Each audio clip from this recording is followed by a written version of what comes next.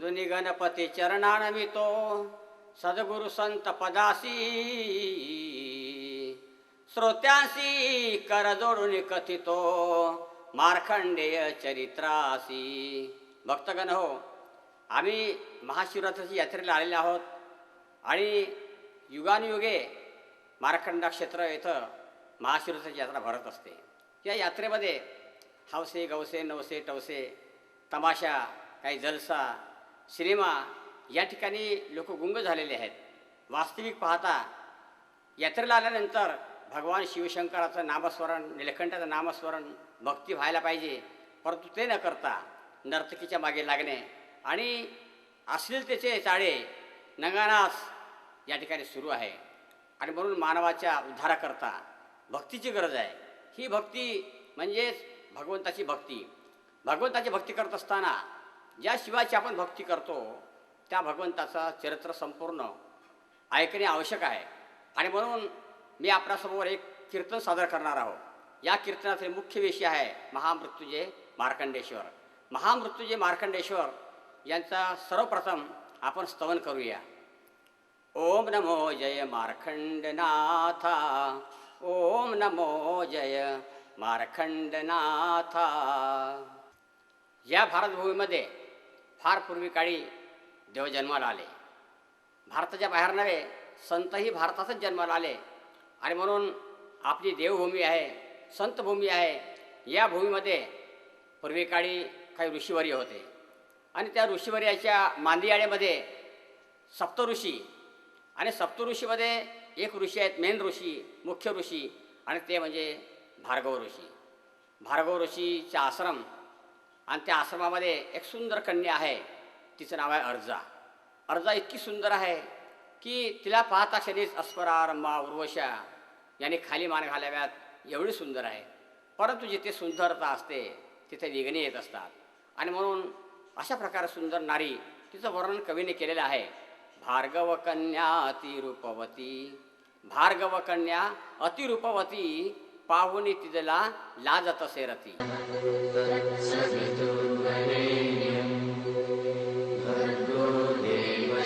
धीमहि धियो यो न प्रचोदयात्.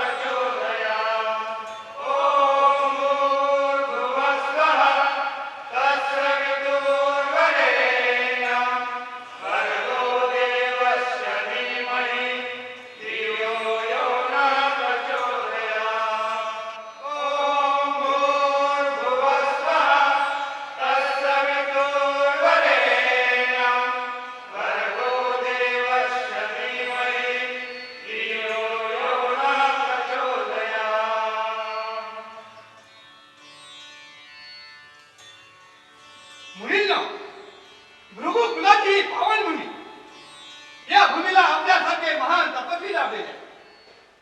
या भूमीवरील जीव जंतूंचा उद्धार करणं हे आपल्या हातात आहे. या सृष्टीचा सर्व भार परमेश्वराने आपल्या खांद्यावर सोपविलेला आहे. हजारो असून दानी ऋतीचे राक्षस या भूतलावर खेळखाड करत असताना एका ऋषी मासिका तपोबलावर या सृष्टीचा संकल्पना राखल्या जातो. हजारो असुरांमागे एक ऋषी हे समीकरण काही अवघड असलं तरी ते सत्य आहे. मुनिराज, दूरच्या दानव राजा भैरव हा अत्यंत माजलेला आहे. तो असंख्य असुराचा येतो व आमची समाधी भंग करतो. त्याच्या या क्रूर कृत्याने कित्येक ऋषी मुनी धास्तावलेले आहेत. श्रीकृष्णाची आराधना करणारी त्रिकुटा, राधा रत्नाकर, राणी विजया यांच्या पोटातून जन्म घेऊन वैष्णव देवीच्या रूपाने या त्रिकूट पर्वतावर जायला निघालेली आहे. ती या माने येऊन दानव भैरवाचा नाश करून ती पुढे जाणार आहे. ही वैष्णव देवी कलियुगात श्रीकृष्णाचा अवतार कलंकी याची सहचारिणी म्हणून प्रसिद्धी घेणार आहे. त्यासाठी आपण सर्वांनी त्या वैष्णव देवीची आराधना करायला हवी. बोला देवी वैष्णव की जय, देवी वैष्णव की जय, देवी वैष्णव की जय. मुनिराज, विश्वाकू राजाचा कामांध मुलगा दंडक राजा हा ऋषी कन्यावर वाईट नजर ठेवतो. त्यानं कित्येक ऋषी मुनींची हत्या केली असून कित्येक ऋषी कन्यांना उपभोगलेला आहे. त्यांचा अंतकाल समीप आलेला आहे. परमेश्वरावर विश्वास ठेवून तुम्ही आपल्या विद्यार्थ्यांचं कार्य सुरू करा. या तप व्रत सुरू ठेवा.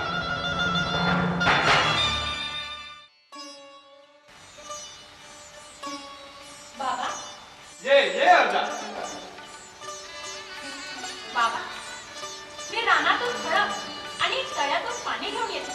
ये बेटा.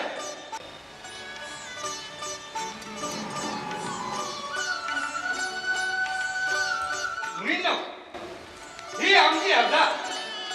या रानगर्भाचा फूल आता उमललेला. तिचा सुवास सगळीकडे दरवळत आहे. तिच्या सौंदर्याची कीर्ती देवलोकी पसरलेली आहे.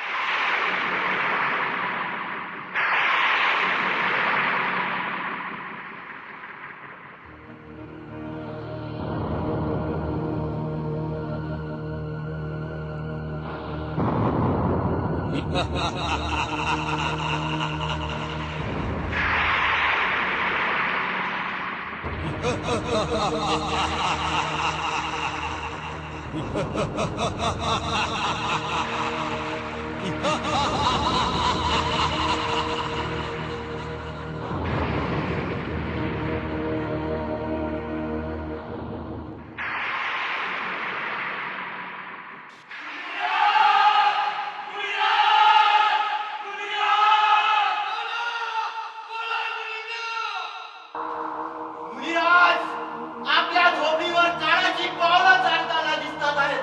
मुनिराज, कुणीतरी एक अद्भुत शक्ती हातात असल्याचा आवाज होतोय. मुनिराज, झोपडीच्या चारही बाजूने सावट फिरताना दिसत आहे. शक्तीचा प्रवेश. ह्या तपभूमीत दुष्ट शक्तीचा वास. थांबा मुलींना. या दुष्ट शक्तीचा नाश करणं आवश्यक आहे. बसा.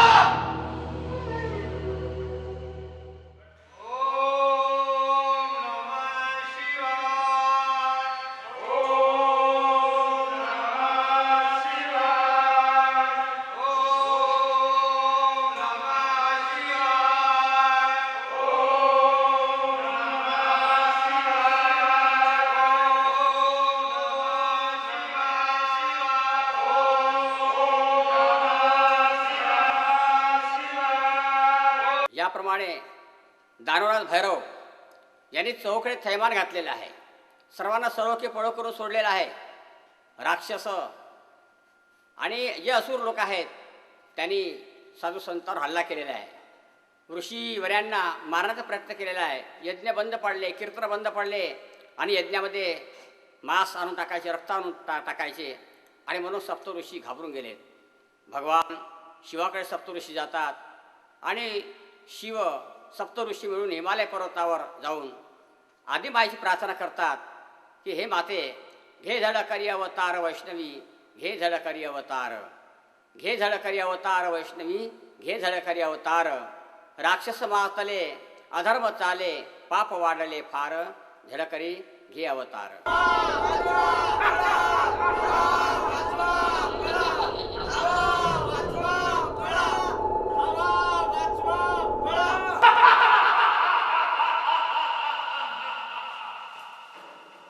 या दुर्जन पुत्र भैरवाला हरवण्याची ताकद तिन्ही लोकात नाही.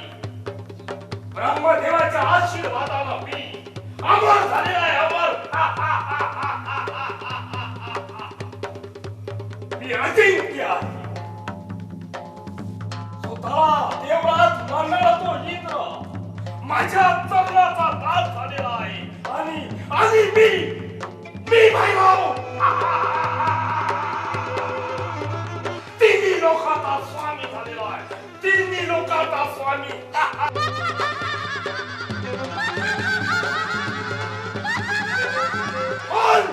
मूर्ख दानवराज, असा उन्नत होऊ नको.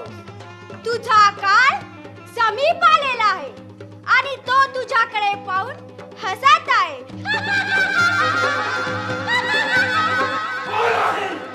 कोण आहेस तू? मी तुझा काळ, जिच्या हातून तुझा मृत्यू होणार आहे, ती स्त्री आहे मी. इकडे ये.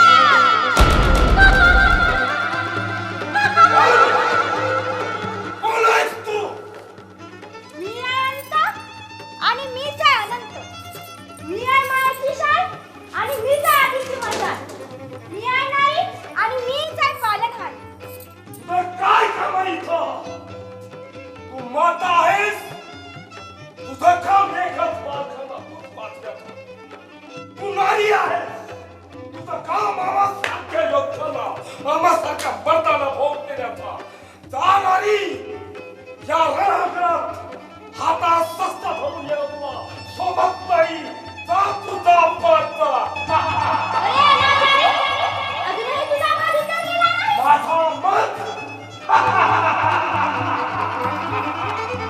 माझा मत कसा उतरेल?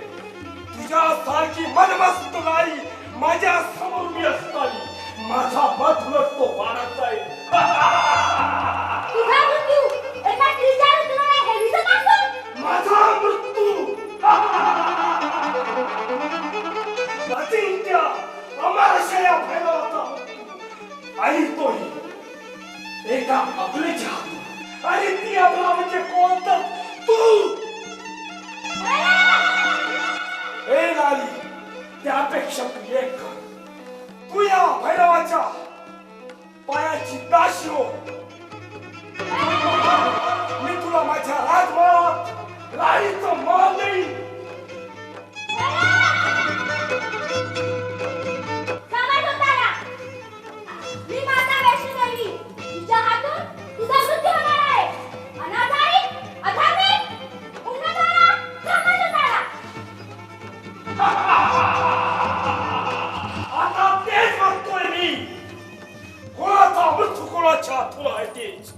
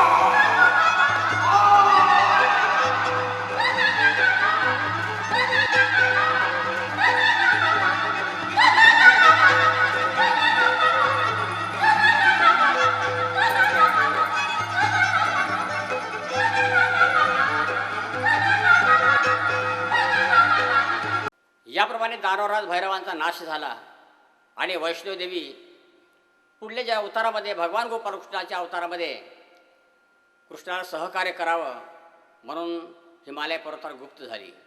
तरी परंतु भृगुकुलातील ऋषी दुसऱ्या एका अनामिक संकटामध्ये सापडले आणि हे संकट म्हणजे त्या काळामध्ये दंडक नावाचा राजा राज्य करायचा.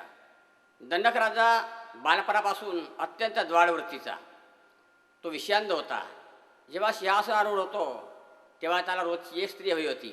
ज्याप्रमाणे भ्रमर हा नवनव फुलाचा मकरंद सेवन करतो तद्वत दंडक राजाला रोजची एक स्त्री हवी होती.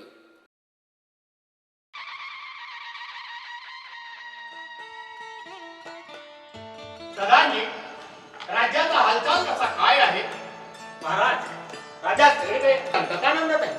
राज्यातील सर्व नागरिक स्त्री पुरुष गुण्या गोविंदाने नांदत आहेत आणि राज्यात विपुल धनधान्य झाल्याने सारी जनता खुश आहे. महाराज, बहुत खूप. सेनापती, सैन्याची स्थिती कशी काय आहे? राजाधिराज, सैन्याला नवीन शस्त्रसभा पुरवण्यात आलेला आहे. त्यांच्या प्रशिक्षणाची सर्वतोपरी व्यवस्था करण्यात आलेली आहे. त्यांच्या खाण्यापिण्यापासून तर त्यांच्या कुटुंबियांच्या पालना पोषणापर्यंत मी जातीनं लक्ष ठेवून आहे.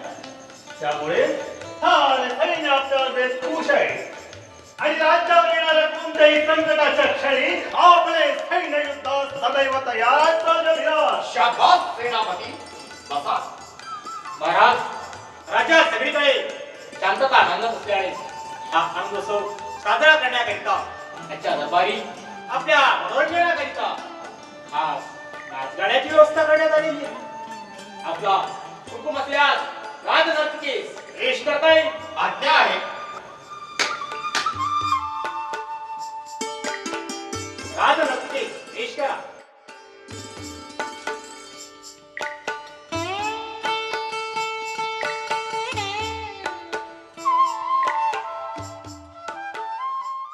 राज आज्ञा असेल तर एक खास नजराणा पेश करता येईल राजेश्वरा. आज्ञा आहे.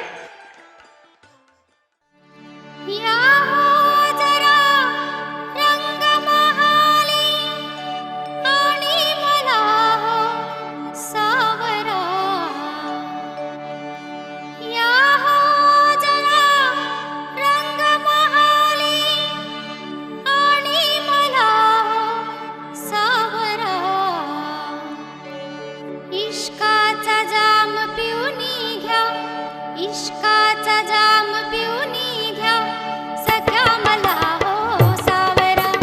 इश्काचा जाम पिऊनी घ्या, सख्या मला हो सावरा. इश्काचा जाम पिऊनी घ्या, सख्या मला हो सावरा. या हो जरा रंग महाली, या हो जरा रंग महाली आणि मला हो सावरा. इश्काचा जाम पिऊनी घ्या, इश्काचा जाम पिऊनी घ्या, सख्या मला हो सावरा. इश्काचा जाम पिऊनी घ्या, सख्या मला हो सावरा. इश्काचा जाम पिऊनी घ्या, सख्या मला हो सावरा.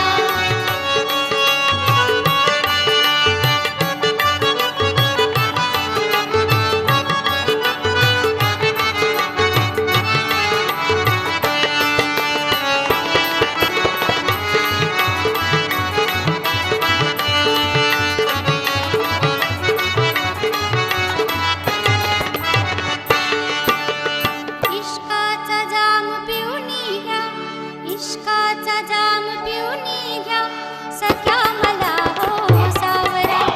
इश्काचा जाम पिऊनी घ्या, सख्या मला हो सावरा. इश्काचा जाम पिऊनी घ्या, सख्या मला हो सावरा. वा नर्तकी, आम्ही तुझ्या नाच गाण्यावर बेहद खुश आहोत. हा घे नजराणा.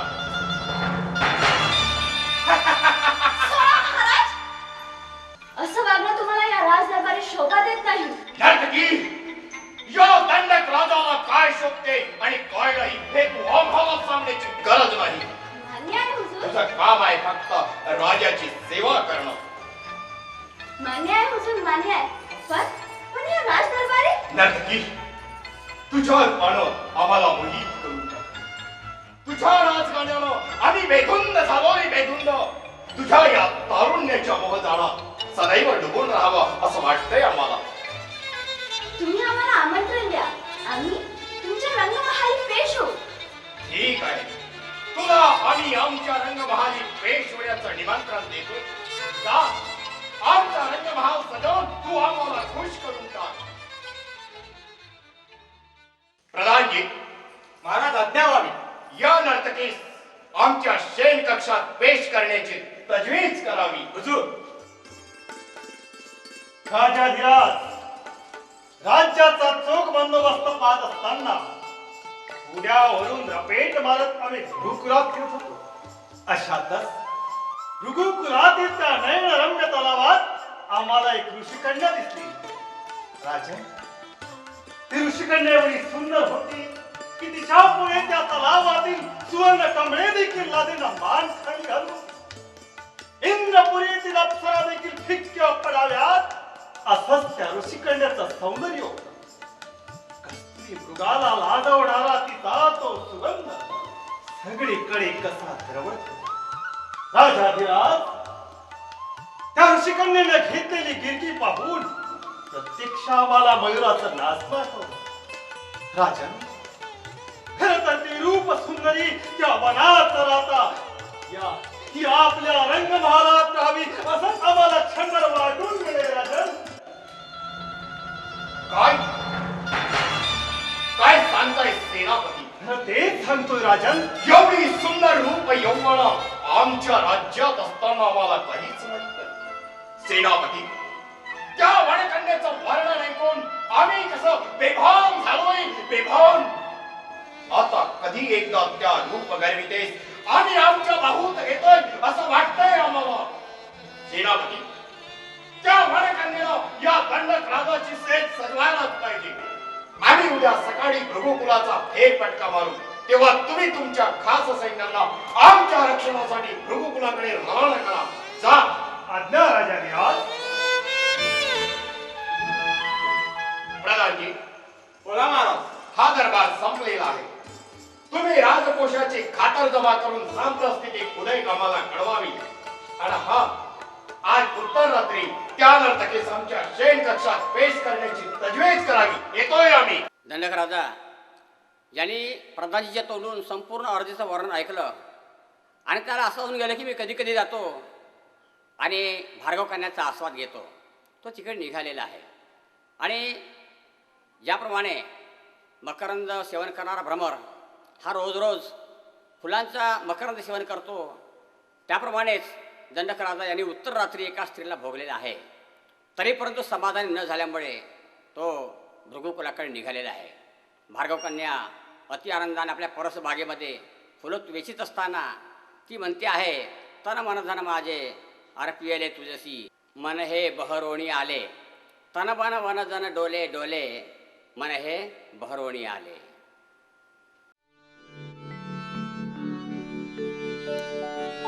रम्य सकाळी फुले फुलली, खुणावती होना,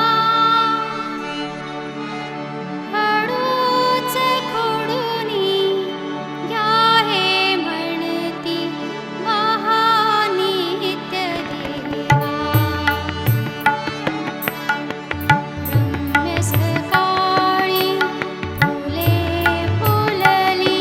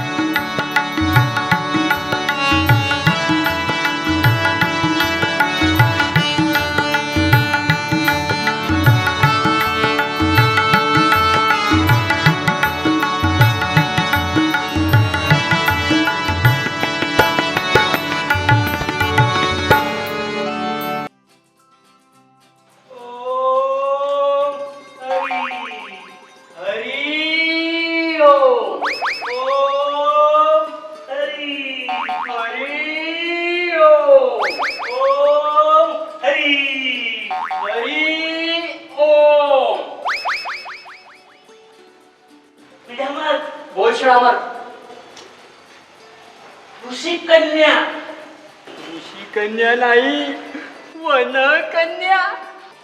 अशी एकटी एकाकी एकटी नाही, दुकटी दुकाकी. साधूची स्वारी दाराबाहेर एकटी नारी उद्योग करी. ओ बरी हरिओम. केळावर बोल पिडामर. ही भार्गव कन्या अर्जा. अर्जा मी तिकडे ओम हरी करून येतो, तू इकडे हरिओम कर. मी हरिओम करू. हो.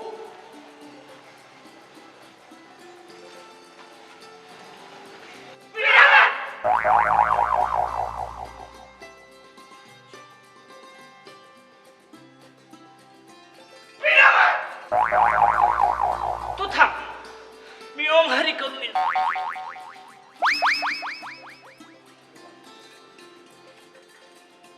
चला मग.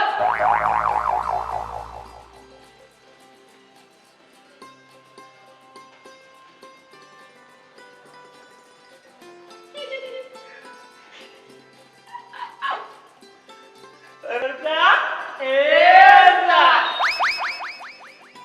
कोण? शळामर पिळामर या बाबांना भेटायला. नाही नाही काय नाही हो हो काय म्हणजे आम्ही काय समजायचं बुवा? मुनींना जर तुम्ही बाबांना भेटायला आला असाल तर ते नाही आश्रम. बाबा आश्रमात नाही. आनंद आनंदी आनंद आहे. कसला आनंद? अर्जा, आम्ही तुलाच भेटायला आलो. का भेटायला आलो? मला आश्चर्य आहे. आश्चर्य नाही, मोहद आश्चर्य आहे, मोहद आश्चर्य आहे. पण तू ते मानून घेऊ नकोस, कारण आम्ही तुलाच भेटायला आलो. साधू संतांनी बाबांना भेटायचं सोडून मला भेटायला आणावं, असं कोणतं काम निघालं? अर्जा, अर्जा, तू की नाही मोठी झाली. मोठी नाही, तरुण झाली. आंब्यासारखी मोहरून आली. फणसासारखी गरगरून आली. मग अगं, सुंदर तुझा मुखडा. आणि चापे कळीला. सुरईसारखी मान. आणि मोत्यासारखे दात. पुरे पुरे पुरे ऋषी मुनींनो, माझं वर्णन पुरे. असं कसं? तू तर फुलासारखी छान. रंबा, मेनका, उर्वशी समान. आता धरू का तुमची नको नको नको नको नको नको नको नको नको नको नको नको नको नको. त्यापेक्षा हातातून हात. आनंदे जीवनात साथ.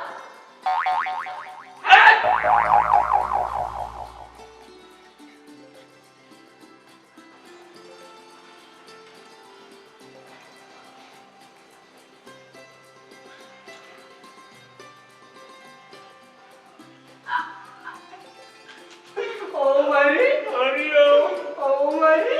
हरिओम. साधू महाराज ऋषी कन्या पंख होकलेले दिसतात. अर्जा, ए अर्जा, तू आम्हाला आवडतेस. जशी चंद्राला रोहिणी, मदनाला मोहिनी. तशी आम्हाला. अर्जा. कळल्या मला तुमच्या गरजा, पण साधूंनो हा, बाबांना हे कळलं तर? बाबांना कळलं तर? हळू ये, हळू ये. त्याला घाबरावं कामी असे लेच्या बेच्या. भीतरी फागवा या. मग तुम्ही असं करा, कसं करू? बाबांना भेटून त्यांना माझा हात. त्यांना तुझा हात ते कसे देतील? कसे देतील? जात घालतील आमच्या कमरेत. वळली का तुमची कोंबडी? अगं तसं नाही. तुझा हा हात आहे ना, हा हात असा आमच्या हातात देशील. त्यांचा काय संबंध इथे? त्यांचा काय संबंध? हा?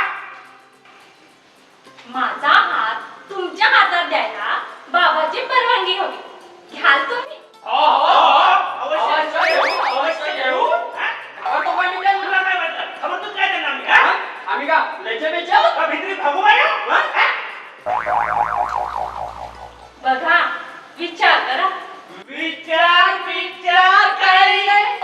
आता विचार काही नाही. कुठे गेले तुझे बाबा? येऊ दे तुझे बाबा. कुठे गेले? पुढे तुझे बाबा. कुठे? अरे खरंच की बाबा येत आहेत. कुठे आहेत बाबा? बाबा ते बघा येत आहेत. बाबा येतात. छान झालं. आता काय खरी नाही. त्यांचे ते लाल अंगार डोळे, त्यातून नुसती लागेचे गोळे आपण जळून होऊ काढ. ते करतील आपली रात. त्यापेक्षा असं करू, कसं करू इकडून रस्ता धरू. पुन्हा कधी ना फिरू. ओ मारी हरी ओम. ओ मारी ओ मारी.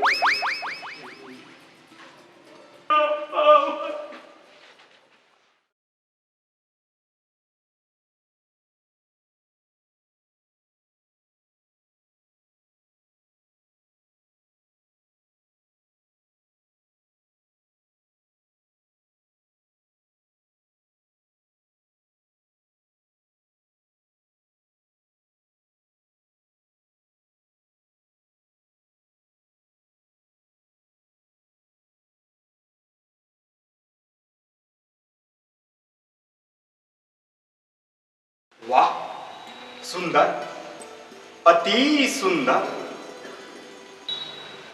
महाराज कोण आपण? या राज्याचा स्वामी, राजाधिराज दंडकराज. आपणाला भेटून आनंद झाला. यावं बसावं आपण. अहं, आम्ही बसायला आलो नाही, तर आस्वाद घ्यायला आलो. आस्वाद? होय, आस्वाद. इथल्या फुलांचा, इथल्या फळांचा, इथल्या निसर्गाचा आणि खरं म्हणजे इथल्या सौंदर्याचा आस्वाद. आनंद आहे. या भार्गव ऋषीच्या आश्रमात आपलं स्वागत आहे. महाराज, सौंदर्याचा आस्वाद घेऊन ही माणसाची अभिजात वृत्ती आहे. या भार्गव ऋषीच्या आश्रमाचा परिसर अत्यंत विलोभनीय आहे. मन मोहून टाका असं सौंदर्य नियतीनं प्रदान केलेलं आहे. तर मनास प्रसन्न करेल असा सुगंध चोहीकडे पसरतो आहे. कुणीही यावं आणि या निसर्गाचा, यातील सौंदर्याचा मनमुराद आस्वाद घ्यावा. अरे वा, काय छान बोलतेस तू. तुझं बोलणं आवडलं आपल्याला. अरे वा, काय छान लाजतेस. पण तुझ्याकडे पाहून असं वाटतंय की परमेश्वराने नियतीच्या सौंदर्यात भर घालण्याकरिता स्वर्गलोकातील एखादी अप्सरा या आश्रमात पाठवली की काय? काय वर्णन? या अवर्णनीय गोष्टीचे वर्णन करायला आमचे शब्दही अपुरे पडतायत. ऋषी कन्या, आमचं मन सांगतंय की इथल्या निसर्गाच्या सौंदर्यात तुझ्यामुळं अधिकच भर पडली. ऋषी कन्या, नाव काय तुझं? अर्जा. अर्जा. वा, उत्तम, अतिउत्तम. भार्गव कन्या अर्जा, तुला पाहून आमच्या नेत्राचं पारणच पिटलं. खरं म्हणजे अर्जा, तू या वनात न राहता तुझी जागा एखाद्या राजमहालात राणी म्हणून मिरविण्याची आहे. महाराज, बसावं आपण. मुनिराज आंघोळीला नदीवर गेले. ते येतील इतक्या. तोवर मी आपल्या स्थळात येतो. आपण त्याचा आस्वाद घ्या. अर्जा, अर्जा, आम्ही तुझ्यावर मोहित झालो आहोत. तुझ्या सौंदर्यानं आमच्यावर कुरळ घातली आहे. तेव्हा तुझ्या हातच्या फळांचा आस्वाद घेण्यापेक्षा तुझाच आस्वाद घ्यावा असं वाटतंय आम्हाला. महाराज, हात सोडा माझा. अतिथी मर्यादेचं पालन करावं. आम्हाला ऋषी कन्या, तुझ्यावर मोहित झालेल्या या सौंदर्यानं तू आमचं सौंदर्य प्रदान करून खुश करून टाक.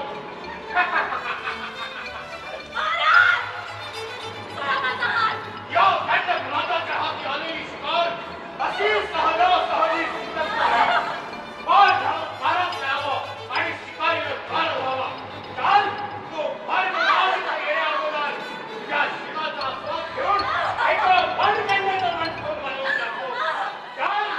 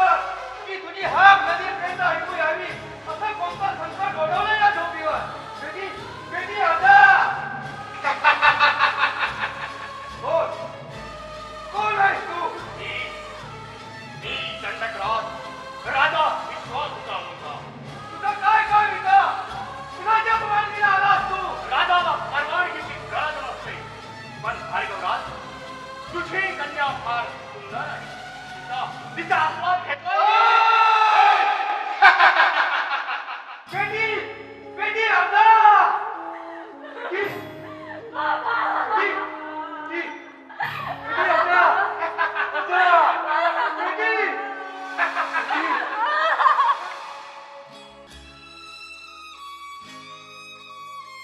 बेटी बेटी अर्धा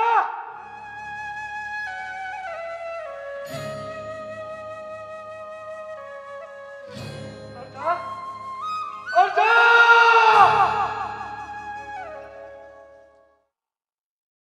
अरे अरे दुष्ट नराधमा कामंद दंडक राजा माझ्या अपरोक्ष माझ्या झोपडीत येऊन अतिथी मर्यादेचा भंग करून या भार्गव कन्येच्या शिलाभूत घाला घातला.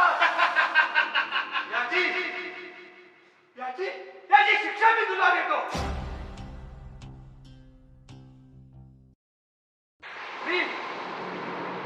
मी भार्गवराव शुक्राचार्य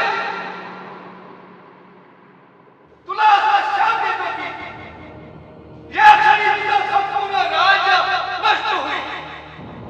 सगळीकडे प्रलय होऊन या तुझ्या संपूर्ण राज्याचा विध्वंस होईल असा असा माझा तुला शाप आहे. मुनिराज मला क्षमा करा. मुनिराज मला क्षमा करा. नाही नाही दंडक राजा तू सगळेच पात्र नाही. तू तू केलेला अपराध अक्षम्य आहे. आई आई दंडक राज तुझ्या राज्याची संपूर्ण जनता जनावर पशु पक्षी यावेळेस दगड होऊन पाडतील आणि तुझं राज्य लयाला जाऊन तिथं मोठी दगड पहाड आणि निबिड असं अरण्य तयार होईल असा माझा तुला शाप आहे. मुनिराज क्षमा करा मला. मुनिराज क्षमा. मुनिराज मला उशाप हवाय. मुनिराज उशाप. आई दंडकराज तू आता क्षणात नष्ट होणार असला तरी तुझ्या राज्याचा रूपांतर ज्या अरण्यात होणार आहे ते अरण्य तुझ्या नावानं दंडकारण्य म्हणून प्रसिद्ध होईल. आणि कलियुगाच्या प्रारंभी तिथं एका महामुनीचा जन्म होईल.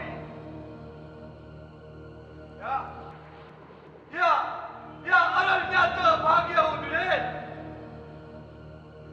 14 वर्षासाठी जन्मलेल्या त्या महामुनीचं 14 कल्पाचं आयुष्य या दंडकारण्यास लागेल. मार्कंडेश्वराचं देवालय या दंडकारण्यात बांधलं जाईल.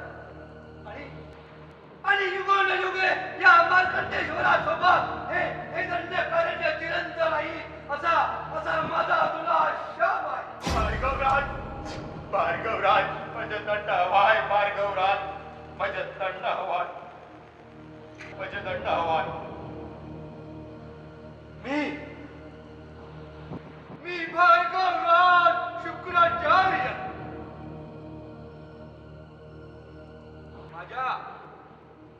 माझ्या मुलीवर केलेल्या अघोरी अत्याचाराबद्दल दंडकराज तुला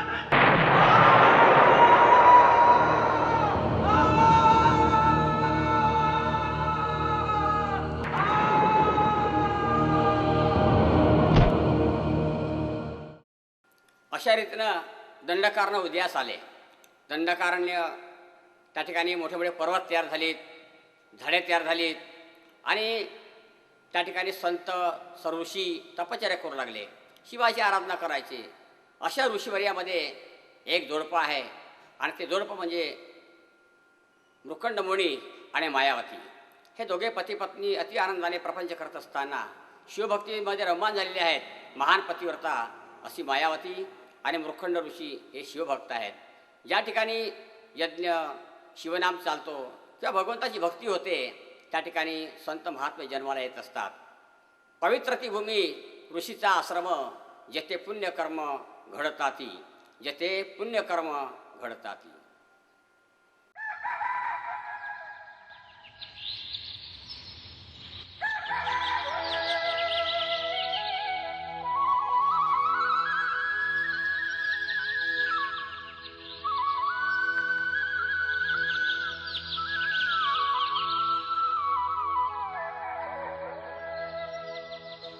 मायावती, अगं सूर्यनारायणाच्या दर्शनात पाणी घेऊन आलीस वर. कुठला? अगदी सूर्यनारायण वराला तरी मुनिराज निद्रा देवीच्या अधीन झालेले. या सवतीने आमची वेळ लागेल तुम्हाला. अगं झोप कधी कुणाची सवत झाली का? पण माझी आहे. मी तुम्हाला सकाळच्या प्रहरी उठवते. पण मुनिराज आहे हे निद्रा देवीच्या अधीन झालेले, अगदी त्या सवतीच्या अधीन झालेले. अहो सगळे ऋषी मुनी शुचिभूत झालेले लगेच दिरावाने घरी येत आहेत. तुम्ही आता उठताय? अगं डोळा लागून गेला.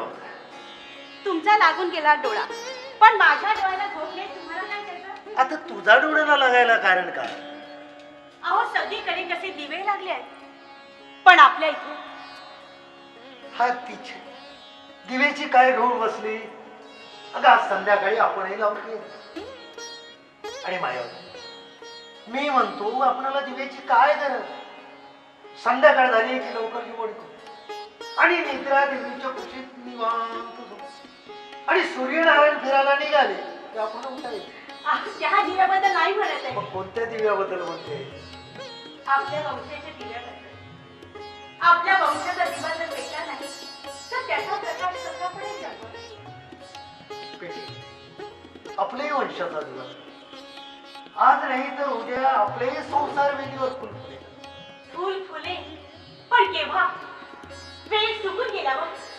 मला खूप वाटतं की आपल्या या संसारात गोजीरपणा चांगला बाळ असावं.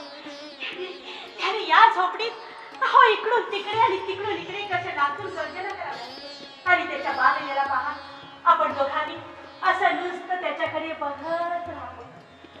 अगं पण किती स्वप्न बघते आहे जागेपणी. जागेपणी? हो जागेपणी बघते मी स्वप्न.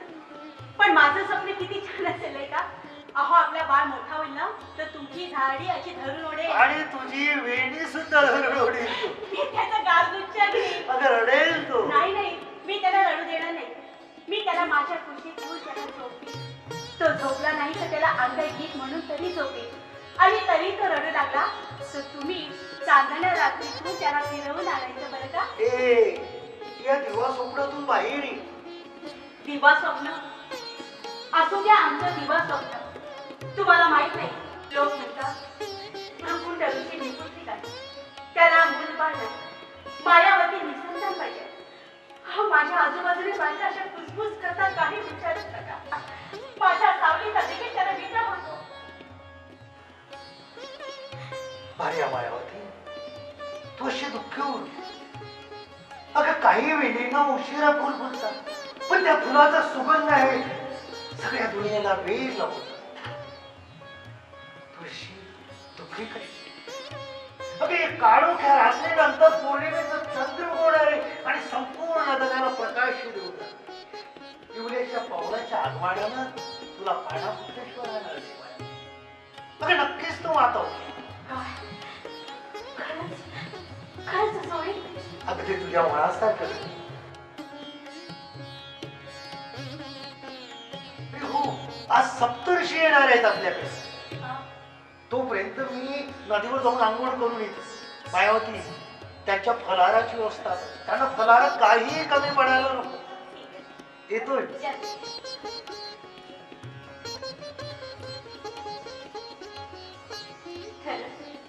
मुली राजाने म्हटल्याप्रमाणे माझं स्वप्न खरंच चांगलं झालं. ते किती बरं होईल. चला आता सप्तऋषी येईपर्यंत आपण फलाहाराची पानं पाडा.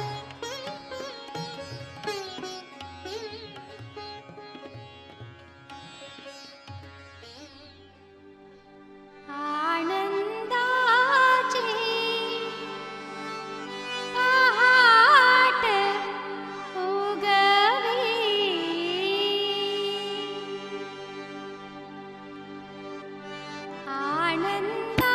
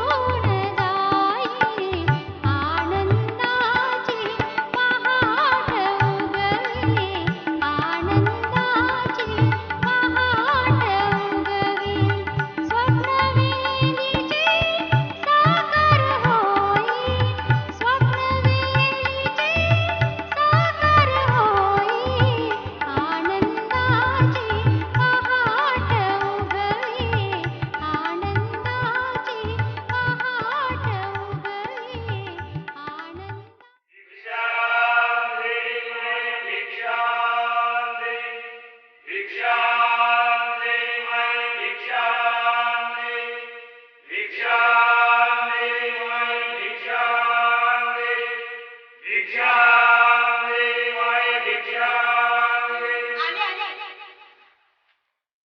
या सूर्यनारायणाच्या आगमनाबरोबर आपल्यासारख्या 7 मुनी राजांचे पाय आमच्या या पर्णकुटीस लागले, हे आमचं अहोभाग्य.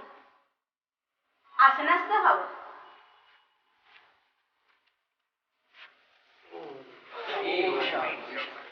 मी आपल्यासाठी पाणी घेऊन येते मुनिराज. ये बालिके.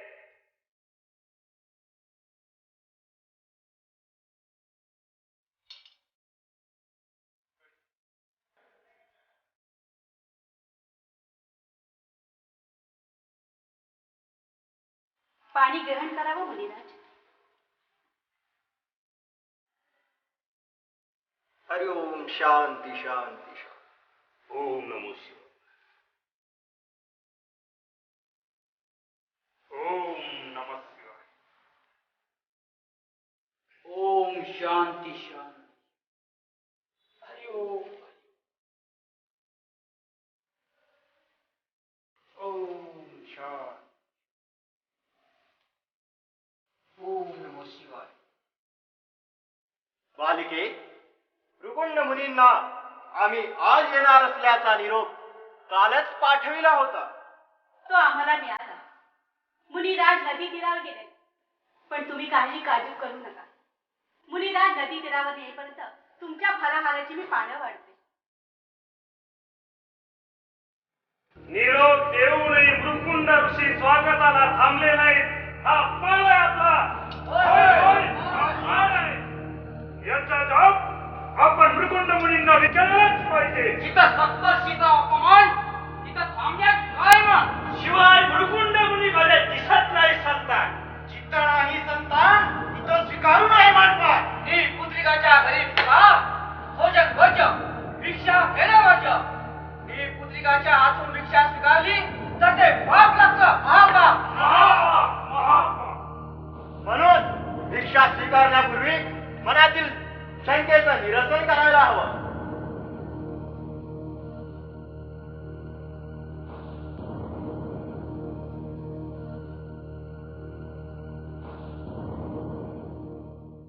मुनिराज, आपल्यासारख्या सप्तश्रीची पावलं आमच्या या झोपडीला लागली, हे खरंच आमचं भाग्यच म्हणेल.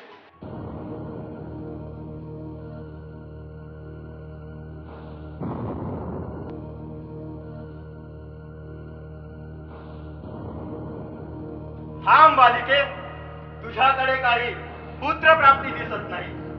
नाही मुनिराज, लहान बाळाची पावलं आमच्या या घराला अजून उमटली नाही. अनर्थ, महाअनर्थ. जिथं बाळाची पावलं उमटली नाहीत तिथं आमच्यासारख्या ऋषी मुनींनी पावलं टाकावीत. महापाप. हे काय म्हणताय मुनिराज? जिथं संतान नाही तिथं नंदनवन फुलत नाही. अशा ठिकाणी फलाहार घेणं किंवा भिक्षा स्वीकारणं म्हणजे अघोर पाप. असं म्हणू नका मुनिराज. आज नाही तर उद्या नक्कीच आमच्याकडे संतान प्राप्ती होईल. तुझ्याकडे संतान प्राप्ती झाली की आम्ही भिक्षा प्राप्तीसाठी नक्की येऊ. पण सध्या पुत्रविरहित घर म्हणजे आमच्यासाठी स्मशानासारखं आहे. इथं फलाहार करण्यापेक्षा आपण स्मशानात जाऊन बसलेलं बरे. नाही नाही मुनिराज, असं पाहुणचारा अगोदर पान सोडून जाऊ नका. अहो, अन्न हे पूर्ण ब्रह्म असतं. ते पुत्र असो काय आणि नसो काय भेदभाव करत नसतात. अहो, परमेश्वराने दिलेले हे अन्न. जिथं परमेश्वर नाराज आहे तिथं अन्न घेणं म्हणजे परमेश्वराची नाराजी ओढवून घेणं आहे. आई माई, हे अन्न घेणं आम्हाला शक्य नाही. पण पाहुणचारा अगोदर तुम्ही जर इथून गेला तर परमेश्वर आमच्यावर नाराज होईल. आणि पुत्रिकाच्या हातची भिक्षा घेतली तर जन्मभरासाठी आम्ही पापाचे वाटेका येऊ. नाही नाही का मुनिराज, ती पुत्रिक म्हणून मला हिणवू नका. अहो, आज नाही तर उद्या नक्कीच आमच्याकडे संतान प्राप्ती होईल. तसा मला आशीर्वाद द्या, पण ती पुत्रिक म्हणून मला हिणवू नका. हो, हिणवू नका. जिच्या हाती पाण्याची दोरी ती जगाला उद्धारी, आणि जिच्या हाती नाही पाण्याची दोरी ती दुर्दैवी बिचारी. त्या दुर्दैवी स्त्रीची विनंती आहे का मुनिराज? आणि पाहुणचारा अगोदर असं भृकुंड ऋषीच्या आश्रमातून असं उपाशी पोटी जाऊ नका. भृगुंड मुनींना सांग बालिके, ज्या घरावर देव नाराज आहे तिथे आम्ही पाणीही ग्रहण करीत नाही. ज्या घरची बाई वांजोटी त्या घरची प्रत्येक वस्तूनी वस्तू खोटी. चला मुलीनो, ही पुत्रिकाच्या हातचं अन्न स्वीकारून पापाचे वाटेकरी होण्यापेक्षा आपण आपल्या मार्गाला लागलेले बरे. चला. निपुत्रिक वांजोटी, निपुत्रिक वांजोटी, निपुत्रिक वांजोटी, निपुत्रिक वांजोटी, निपुत्रिक वांजोटी, निपुत्रिक वांजोटी, निपुत्रिक वांजोटी, निपुत्रिक वांजोटी, वांजोटी, वांजोटी.